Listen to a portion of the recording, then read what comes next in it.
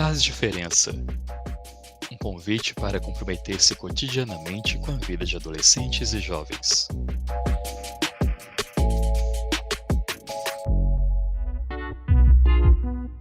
Olá, esse é o podcast Faz Diferença, uma série produzida pela Associação Imagem Comunitária e a Comissão de Prevenção à Letalidade de Adolescentes e Jovens, que faz parte do Fórum Permanente do Sistema de Atendimento Socioeducativo de Belo Horizonte. Ela leva até você propostas que geram impacto positivo na promoção da vida da juventude em situação de vulnerabilidade e risco social. A ideia aqui é conversar com agentes públicos, pesquisadores, militantes e quem mais se engaja na luta pelos direitos dessa população. Vem com a gente! O encontro com o nome próprio de quem atende e é atendido é, sem dúvida, essencial para a humanização dos serviços e a ponte que possibilita o diálogo. Criando uma verdadeira rede de corresponsabilidade e autorreflexividade, esse é um movimento que requer uma postura atenta e engajada não só do poder público, mas de toda a sociedade civil, organizada em movimentos sociais estudantis, em coletivos de arte, esporte e religião, nas redes tecidas nos territórios, nos bairros e nas quebradas. Neste episódio do podcast Faz Diferença, debatemos sobre essa soma, que garante que a pauta de proteção e valorização da vida de adolescentes e jovens ocorra de forma efetiva e humana. Para a conversa, convidamos Felipe Zilli, jornalista, professor e pesquisador da Fundação João Pinheiro, que trabalha há 20 anos na área de segurança pública. Também temos a presença de Michele Gangana, psicóloga e diretora dos programas Fica Vivo e Se Liga, vinculados à Secretaria de Justiça e Segurança Pública de Minas Gerais, além de ser a coordenadora da Comissão de Prevenção à Letalidade de Adolescentes e Jovens do Fórum Permanente do Sistema de Atendimento Socioeducativo de Belo Horizonte. A corresponsabilidade coloca a proteção e a valorização da vida de adolescentes em situação de vulnerabilidade como uma demanda para todos e todas. Somar é estar junto, antes de tudo. O que isso significa no combate e prevenção à letalidade juvenil? A gente tem, principalmente no Brasil, uma visão muito reducionista do que é o envolvimento de jovens com violência armada, com homicídios. Tradicionalmente, a gente costuma ver esse tipo de problema essencialmente relacionado às disputas do tráfico de drogas. Então, todo agente de segurança pública que a gente vê dando entrevistas, quando a gente pergunta por que os homicídios acontecem, por que os jovens se envolvem com tanta intensidade em violência letal, a resposta pronta é disputas do tráfico de drogas. Só que quando a gente vai a campo, quando a gente vai fazer pesquisa sobre o assunto, e a gente vai dar voz aos sujeitos envolvidos com essas violências, aos jovens e adolescentes envolvidos com essas violências, a gente não consegue mais só aceitar a narrativa do tráfico de drogas. É claro que o envolvimento em gangues, o envolvimento nas redes de comércio de drogas ilegais, elas vão potencializar a violência entre os jovens. Elas vão trazer dinheiro, elas vão trazer armas, elas vão trazer motivos de disputa e rivalidades entre jovens. Óbvio, a gente não pode desconsiderar a importância do tráfico. Só que a gente também não pode desconsiderar a imensa gama de significações, de sentidos, de motivos simbólicos que estão envolvidos nesse tipo de violência. A gente vê disputa de jovens e mortes entre jovens por questões outras que não somente do tráfico. Por questões de demonstração de força, por questões de rivalidade, por causa de meninas, de namoradas, por questões de rivalidades comunitárias, por vários outros tipos de disputas e rivalidades que são resolvidas de forma privada e violenta no local onde esses jovens moram. Então a gente precisa entender, muito mais do que disputas envolvidas em redes de tráfico de drogas, por que alguns conflitos que são naturais da adolescência, são naturais que apareçam entre jovens, por que alguns conflitos em alguns territórios são resolvidos de maneira privada e violenta por meio das armas de fogo? A gente vive numa sociedade em que a garantia do direito à vida ela é carregada de condicionalidades. Não é uma garantia que se apresenta de forma igualitária para todos. A gente precisa agregar atores, agregar discursos de garantia, principalmente do direito à vida, porque não há que se dizer em outras garantias se o direito à vida não estiver resguardado. E no meu entendimento, essa operação matemática que opera na soma, em seguida ela precisa passar para a multiplicação, para que haja uma capilaridade e possibilidades de intervenção e de transformação de uma forma mais ampliada. Michele, conta pra gente qual a importância do trabalho em rede realizado pelo programa Fica Vivo no caminho desses jovens e como esse trabalho pode ser ainda mais potencializado. O trabalho em rede realizado tanto pelo programa Fica Vivo quanto pelo programa Se Liga é, a meu ver, extremamente relevante porque ambas as metodologias elas partem do entendimento de segurança pública, prevenção e controle de homicídios, de uma forma mais ampliada do que a máxima ainda e cada vez mais entendida em nosso país de segurança pública como o trabalho de polícias. Não há que se dizer em segurança pública sem que se diga da garantia do direito à saúde, da garantia do direito à educação, da garantia do direito à assistência social, à moradia. Então, o trabalho dos programas gira muito em torno de responsabilização de toda essa rede de proteção em torno da pauta da garantia do direito, sobretudo à vida. É um trabalho de responsabilização, como eu disse, e também um trabalho de controle social. Com relação à potencialização dessa rede, eu acho que está aí um dos grandes desafios, né, que ambos os programas têm, porque é um trabalho incessante de fomento ao controle social por parte dessa população, dessas populações, porque a gente entende que a comunidade, em primeira instância, precisa ser a provocadora desse movimento de garantia de direitos para todos. Em segunda instância, é um trabalho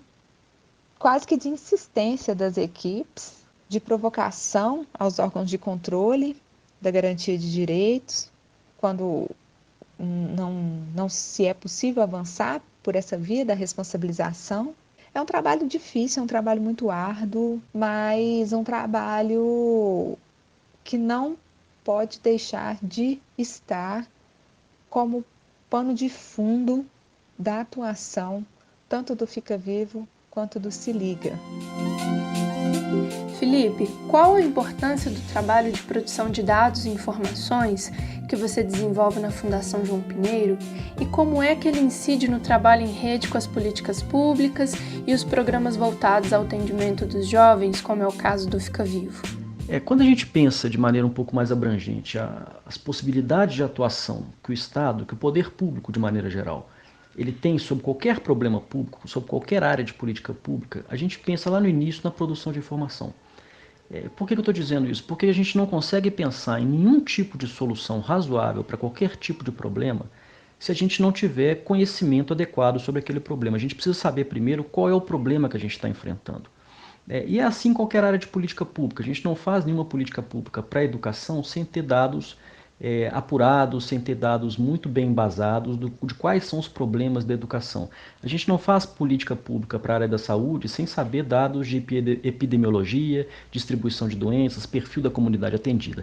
E na área da segurança pública é basicamente igual. A gente não tem como pensar nenhum tipo de política pública razoavelmente eficiente se a gente não conhece a fundo o problema com o qual a gente está lidando. E isso é uma questão especialmente dramática na área da segurança, né? A segurança pública é uma área que, ao longo das últimas décadas no Brasil, ela sempre foi relegada a ser problema de polícia.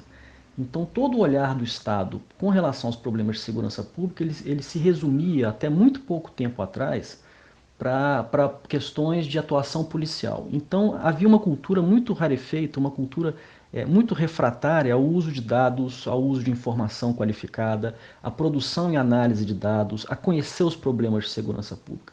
Só muito recentemente o poder público vem entendendo a importância da gente compreender, de fato, quais são os problemas de segurança pública, quais são suas principais características, suas formas de distribuição, o perfil das pessoas que ele mais atinge, o perfil das pessoas que ele mais envolve, e pensar soluções um pouco mais sofisticadas, um pouco mais complexas.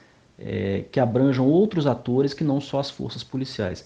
E nesse sentido, a atuação de organizações como a Fundação João Pinheiro, como o UFMG, como a PUC, que também tem grupos de pesquisa na área de segurança pública, ela é absolutamente fundamental, porque é da união entre academia, poder público, sociedade civil, atores do poder judiciário, do poder legislativo, do poder executivo, na análise, na consolidação desses dados, que aparece a possibilidade da gente pensar políticas públicas e intervenções um pouco mais sofisticadas, um pouco mais abrangentes, que envolvam muitos atores, que sejam multissetoriais, para problemas tão complexos quanto são os da segurança pública. Para vocês, quais são os principais desafios para que a pauta de proteção e valorização da vida de adolescentes em situação de risco social esteja continuamente na agenda pública? Eu acho que o grande desafio talvez não seja fazer com que o debate permaneça, mas mudar as bases sobre as quais se dão esse debate. Como eu disse anteriormente, a gente tem uma compreensão muito restrita dos problemas de segurança pública no Brasil. Consequentemente, as soluções que a gente tende a implementar para os problemas que a gente enxerga também são muito restritas, também são muito acanhadas, também são muito míopes. Historicamente, ao longo das últimas décadas, o poder público no Brasil tende a enxergar a segurança pública como um problema exclusivamente de polícia. E, consequentemente, o que se faz, o que se oferece como resposta a esse problema é um aumento do gradativo de força, né?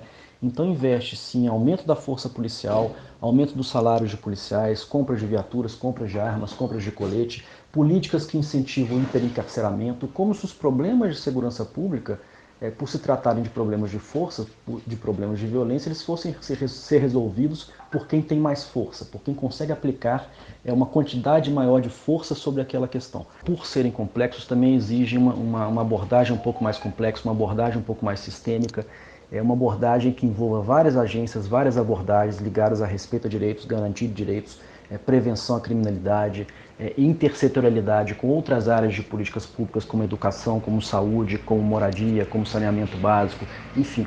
Problemas de segurança pública são talvez os problemas públicos mais complexos que um país pode enfrentar, e ele definitivamente não vai ser enfrentado com uma atuação restrita, míope, enviesada, achando que se trata de colocar mais força sobre um determinado assunto, que isso vai resolver o problema de segurança pública. É até difícil, né? Elencar, pensar por onde começar. Em nível mais macro, eu acho que o desafio passa por essa política de caçada ao inimigo. É um ciclo que se retroalimenta, né? A população cansada da violência, esse bombardeio midiático em torno da violência, o discurso do ódio, e aí, consequentemente, plataformas eleitorais que pregam a solução da violência por vias extremamente violentas. Esse ciclo, ele se apresenta, por vezes, de uma forma tão robustecida que o nosso desafio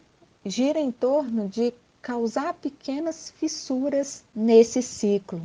É muito desafiador, então, mostrar resultados e visibilizar esses resultados. Eu acho que tanto internamente, entre os próprios profissionais que atuam, tanto no Fica Vivo quanto no Se Liga, e também visibilizar para os gestores políticos, é um grande desafio, mas eu acredito muito que é um trabalho possível. É um trabalho de desconstrução e reconstrução, mas é um trabalho possível. Não deixe de conferir a série completa do podcast Faz Diferença. No próximo episódio, falamos sobre como transformar os caminhos já traçados para os adolescentes e jovens com Cássia Vieira de Mello, psicóloga e coordenadora geral do Fórum Permanente do Sistema de Atendimento Socioeducativo de Belo Horizonte, e também Russo APR, multiartista da cena da região metropolitana de Belo Horizonte, que é pedagogo, rapper, educador popular e integrante do coletivo Terra Firme. E se você também faz diferença no encontro com esse público e quer compartilhar a sua experiência, entre em contato com a gente pelas nossas redes sociais ou pelo e-mail oquefazdiferença@gmail.com. Esse podcast é realizado pela Associação Imagem Comunitária e a Comissão de Prevenção à Letalidade de Adolescentes e Jovens do Fórum Permanente do Sistema de Atendimento Socioeducativo de Belo Horizonte, Conta com a coordenação de Rafaela Lima e Múcio Greco, apresentação de Isabelle Chagas, roteiro de Vitória Brunini, música do MC do Barreiro e edição de Fernanda Godinho. Acordei na madrugada, noite gelada. Abri a janela, registrei minha quebrada. Tudo na calada, tinha quase nada. Só mais um maluco que na rua caminhava. Eu com muito frio, neguinho, querendo dormir. Mas os pensamentos faz meu corpo resistir. Pensava nas pessoas que nem falam mais comigo. Pensava nos parceiros que eu achava que era amigo. Pensava nos estudos, caralho, larguei de canto. Pensava na coroa, acorda cedo, vai pro trampo. Pensava em várias coisas, problemas do mundo. Em ser trabalhador, um MC ou vagabundo. Pensei em vários problemas meus e diferente dos seus. Meus vizinhos não são nobres.